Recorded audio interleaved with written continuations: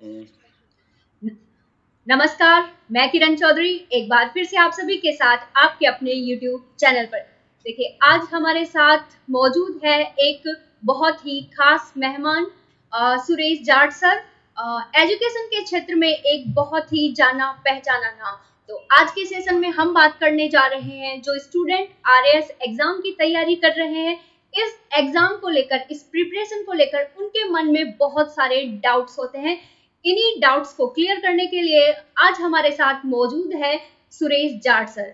Sir के बारे में बता दूं, वर्तमान समय में गवर्नमेंट कालाडेरा कॉलेज में असिस्टेंट प्रोफेसर के पद पर कार्यरत है।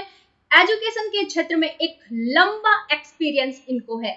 इनकी सबसे बड़ी खास बात है, स्टूडेंट्स की हेल्प के लिए हर समय मौजूद रहते हैं, स्टूडेंट के बीच में पहुंच जाते हैं और इसीलिए आज हमारे साथ मौजूद है सर ऐसे ही स्टूडेंट की प्रॉब्लम को सॉल्व करने के लिए। तो सबसे पहले सर का बहुत बहुत धन्यवाद जो हमारे बीच में मौजूद है। और सर, सबसे पहले आप ही से हम जानना चाहेंगे, आपको एजुकेशन के क्षेत्र में जो इतना लंबा और शानदार एक्सपीरियंस है, तो सर बताइए पहले एक बार आप अपने बारे में, उसके बाद हम स्टूडेंट की जो भी प्रॉब्लम्स है, उनकी जो क्वेरीज है, एक एक क्वेश्चन लेते हुए चलेंगे। तो सर, सबसे पहले मैं धन्यवाद देना चाहता हूँ। मेरी स्टूडेंट है किरण, और गाए बगाए इन्होंने बता ही दिया कि एक लंबा अनुभव रहा है। सही है, लगभग लगभग एजुकेशन क्षेत्र में मेरे को 20 साल हो गए। बच्चों से जुड़े रहते हैं और जो भी समस्याएं आती है उनसे हम और सीखते चले जाते हैं, क्योंकि एक अच्छा शिक्षक जो होता है वो प्रतिदिन कुछ ना कुछ सीखता जाता है। तो बच्चों के क्या क्या डाउट्स रहते हैं, क्या क्या उनके सामने दिक्कत आती है, या कहाँ पर वो ज़्यादा कंफ्यूज होते हैं, इस बात को लेके फिर हम उन पे चिंतन मनन भी करते हैं और सोचते हैं कि इसका हल क्या हो सकता है। क्योंकि इस 2-3 साल के कोरोना काल में या उससे पहले की हम बात करें तो बच्चे सबसे ज्यादा अवदाब में बहुत ज्यादा आते हैं। डिप्रेशन जिसको बोलते हैं, तनाव जिसको बोल सकते हैं।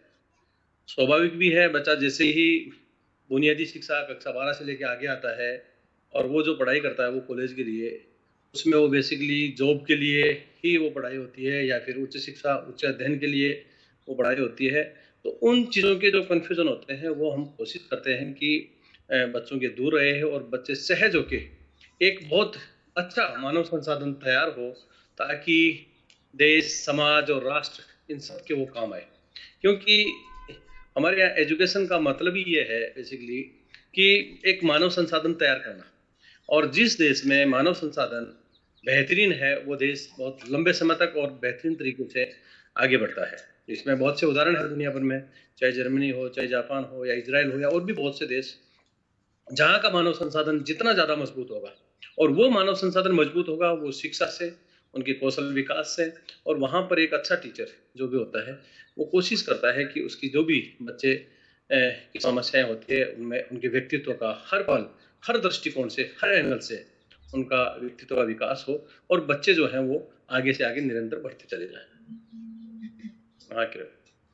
देखिए सर, जब भी स्टूडेंट प्रिपरेशन करने की सोचता है, उसको लगता है मुझे आरएएस एग्जाम की प्रिपरेशन करनी है, सबसे पहले उसके सामने चीजें होती है बुक्स, या फिर जहां आज का स्टूडेंट भाग रहा है बुक्स को छोड़ के कोचिंग, कि कोचिंग करनी चाहिए नहीं करनी चाहिए। दूसरी चीज, ऑफलाइन या फिर ऑनलाइन बेहतर क्या रहेगा, बहुत देखो, कंफ्यूजन आपने रहता इस है पे बच्चों को इस चीज को लेके।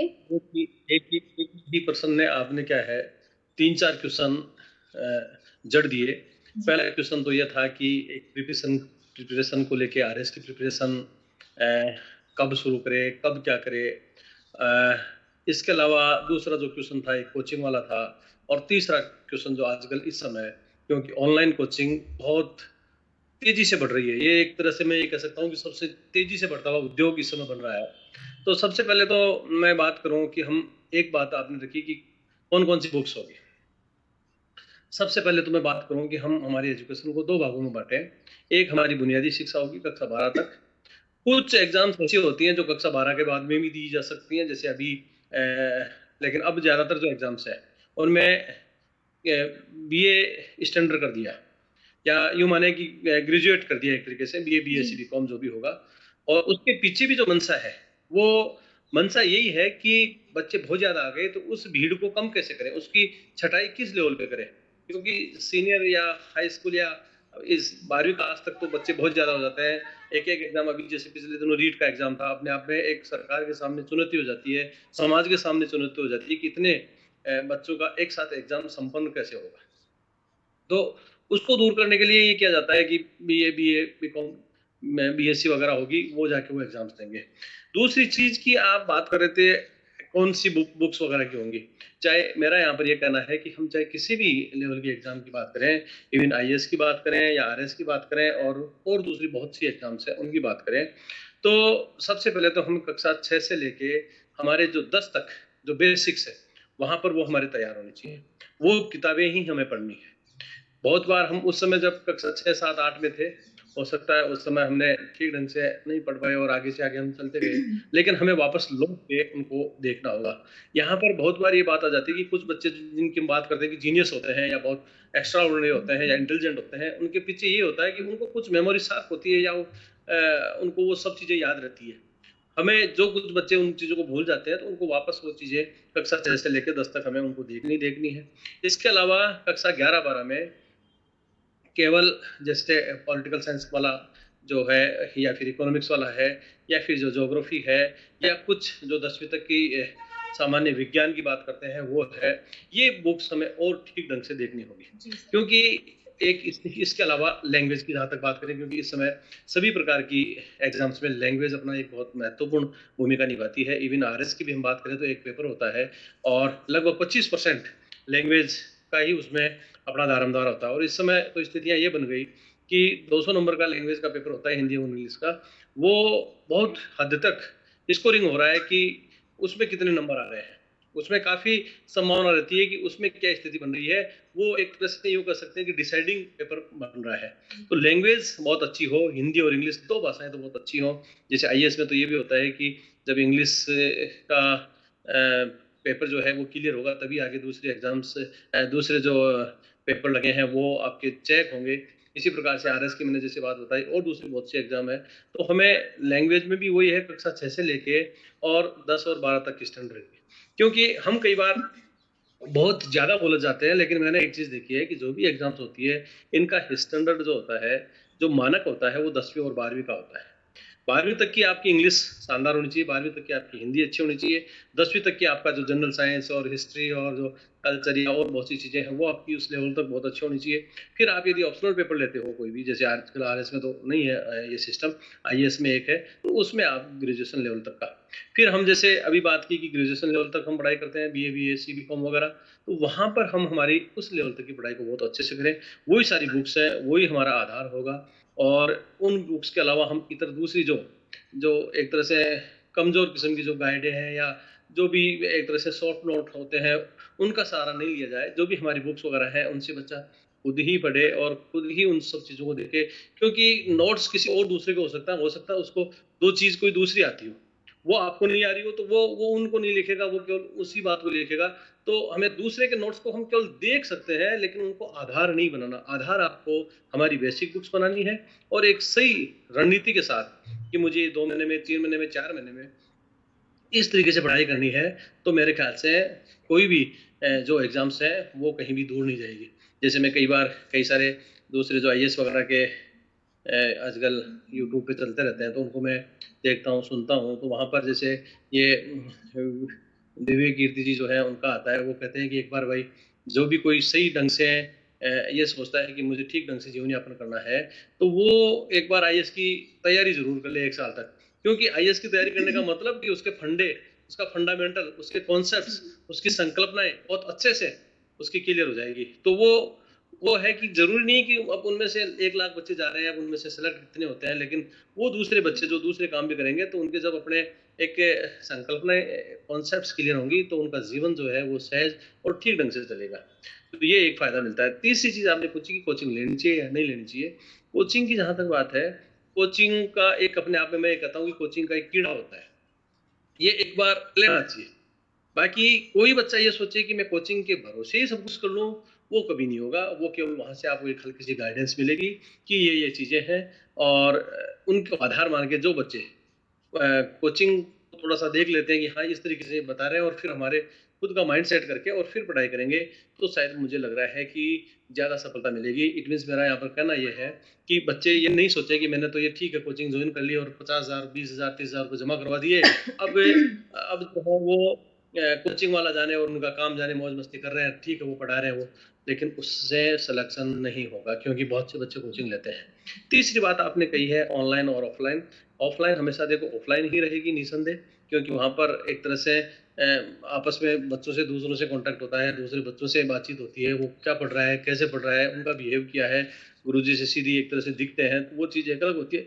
लेकिन फिर भी इस कोरोना काल में या भागम-भाग की ज़िंदगी में हम यदि ऑनलाइन क्लास भी लेते हैं, तो वो भी एक आपको आधार मिलता है कि ठीक है, उसमें क्या है, बहुत सा एक समय बच जाता है आपका। आप कहीं कोचिंग लेने जा रहे हो और आपको लग रहा है कि हाँ, ये चीज़ समझ रहे हैं, तो आप उसको थोड़ा फास्ट भी देख सकते हो, फिर दोबारा भी देख सकते हो। तो अपने ऑनलाइन के अपने गुण-दोष हैं और ऑफलाइन के जो हैं, वो अपने गुण-दोष हैं। तो इस प्रकार से ये चीज़ें हैं। Thank you. सर एक चीज है, जब भी एक स्टूडेंट आरएएस एग्जाम की प्रिपरेशन की सोचता है, एक इंटेलिजेंट स्टूडेंट है उसके लिए तो वो चीजें इतनी नहीं है, ठीक है कि मुझे करना है वो कर लेगा। लेकिन जो एक एवरेज स्टूडेंट है, अगर वो ये सोचता है कि मुझे आरएएस एग्जाम क्वालिफाई करना है, तो वहाँ उसके लिए थोड़ी मुश्किल हो जाती है, क्या मैं कर सकता हूँ, क्या वो जो इंटेलिजेंट स्टूडेंट है मैं उनके बराबर आ सकता हूँ, नहीं आ सकता। तो एवरेज स्टूडेंट बहुत कंफ्यूज रहते हैं।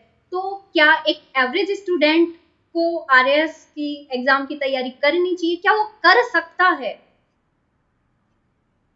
देखो, 2 प्रकार की अपने इसमें पढ़ाई लिखाई या यूँ माने कि एग्ज़ाम्स होती है। एक हमारी एकेडमिक एग्ज़ाम होती है, जब हम कक्षा 6 में पढ़ते हैं, फिर उसको पास करते हैं, फिर 7वीं क्लास में आते हैं, 8वीं में आते हैं, यूँ करके हम हमारा 10th करते हैं और फिर हम सीनियर पास करते हैं, फिर हम हमारा बीए, बीएससी, बीकॉम करते हैं।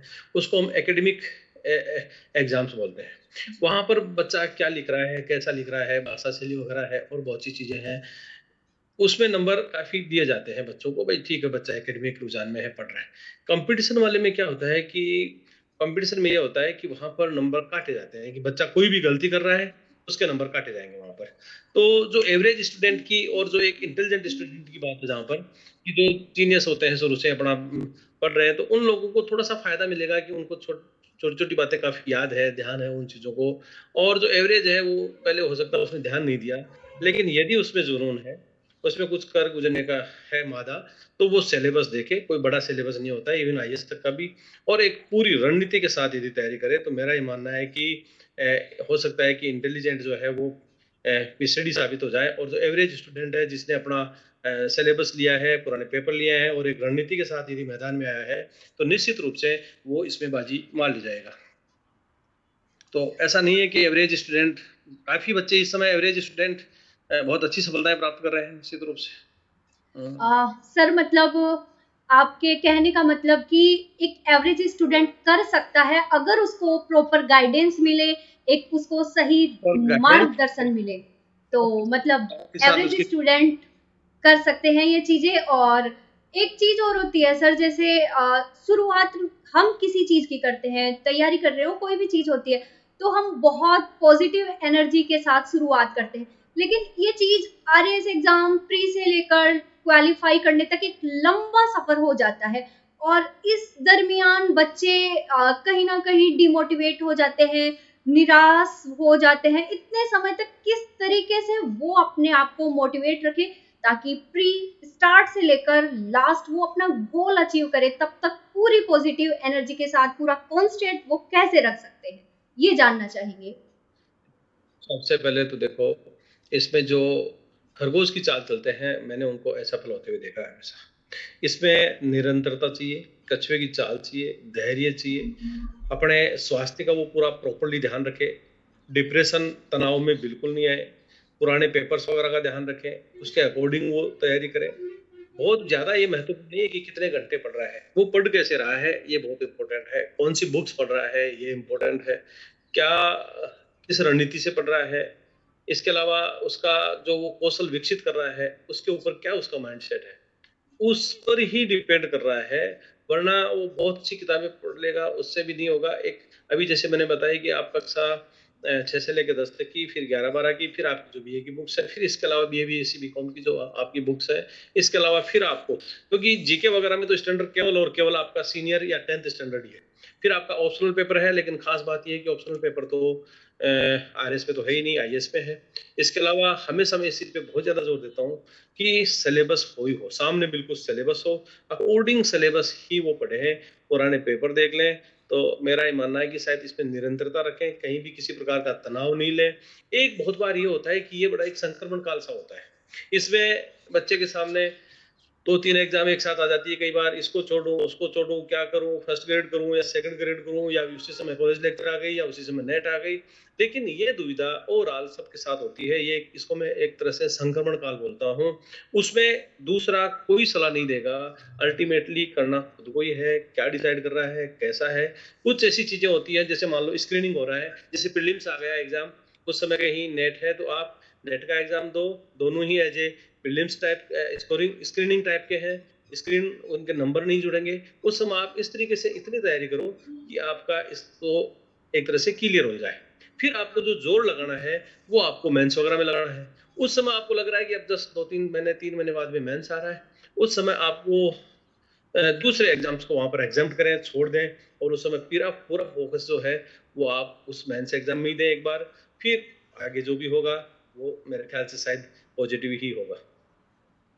जी सर, मेरा नेक्स्ट क्वेश्चन भी यही होने वाला था। एग्जाम इस चीज को लेके स्टूडेंट बहुत परेशान रहते हैं, इस एग्जाम की प्रिपरेशन करूं, इसकी करूं, इसकी करने लगता है तो लगता है ये ज्यादा ठीक थी, ये ज्यादा ठीक थी। चलो, आपने इस स्टूडेंट की शंका का भी समाधान किया।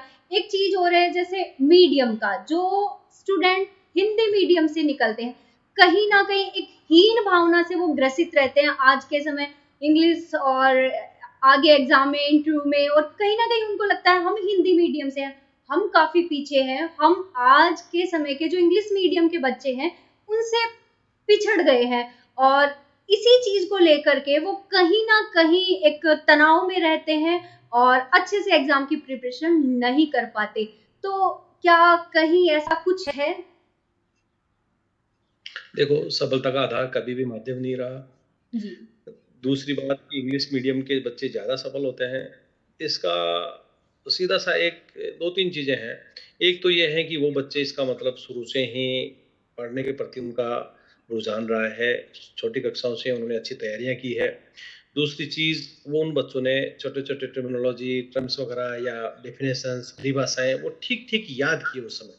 क्योंकि वो समझने की बजाय उन्होंने रट ली हो, मान लो आप। और इन इस इनके लिए हमारी जो कॉम्पिटिटिव एग्जाम्स होती है उनके लिए यही कहा जाता है कि जो बच्चा जितना ज़्यादा, इसमें बहुत ज़्यादा आपको समझने की बहुत ज़्यादा ज़रूरत नहीं होती, यूँ कह सकते हैं एक तरीके से। वैसे तो समझना बहुत अच्छी बात है, लेकिन मैं इसकी एज ए आलोचना कह सकता हूँ कि कॉम्पिटिटिव एग्जाम्स में आपने कितना रट लिया और उस वहाँ टेबल पे जाके कितनी वोमिट कर दिया आपने, उल्टी कितनी, ग्रेट मीन्स आप कितना लिखिया है वहाँ पे, उसी पे आपका सिलेक्शन और ये सब डिपेंड करता है। खैर, वो एक अलग बात है, लेकिन मेरा यहाँ पर कहना है कि कभी भी माध्यम जो है वो कभी भी ना तो कोई यह है कि वो उसमें सहायक हो रहा है, ना ये है कि वो उसमें कभी बाधा बन रहा है। लेकिन ओवरऑल ये है कि हम जिस भी भाषा की बात करें उसमें हमारी भाषा शैली, हमारे शब्दकोश, हमारा शब्दावली बहुत अच्छी हो, ताकि वो सब प्रभावित हो। तो ऐसा नहीं है हिंदी भाषा के बच्चे कहीं हीन भावना से ग्रसित होने की जरूरत नहीं है। वो बच्चा अपना सिलेबस देखे और अकॉर्डिंग सिलेबस उसकी बहुत सटीक तरीके से, ढंग से, जैसे 15 शब्दों की बात है तो 15 शब्दों में लिखें, 50 शब्दों की बात है तो 50 शब्दों में लिखें, 200 शब्दों की बात है तो 200 शब्दों में लिखें। एक और खास बात होती है कि इसमें बच्चे में ये स्किल डेवलप कर ले कि जैसे एक ही टॉपिक है कोई भी, जैसे मान लो सुनामी है, सुनामी को वो 15 शब्दों में भी लिख सके, उसमें क्षमता हो कि उसको यदि वही क्वेश्चन 50 शब्दों का जाए तो उसको एलाबोरेट करके बड़ा सा उदाहरण द्वारा उसको 50 शब्दों में लिख दे। यदि बात आ जाए कि वो और बड़ा क्वेश्चन आ गया, 200 शब्दों वाला आ गया, तो उसी को वो 200 शब्दों में लिख सके। ये उसमें अपनी क्षमताएं उसको विकसित करनी होगी। जी सर।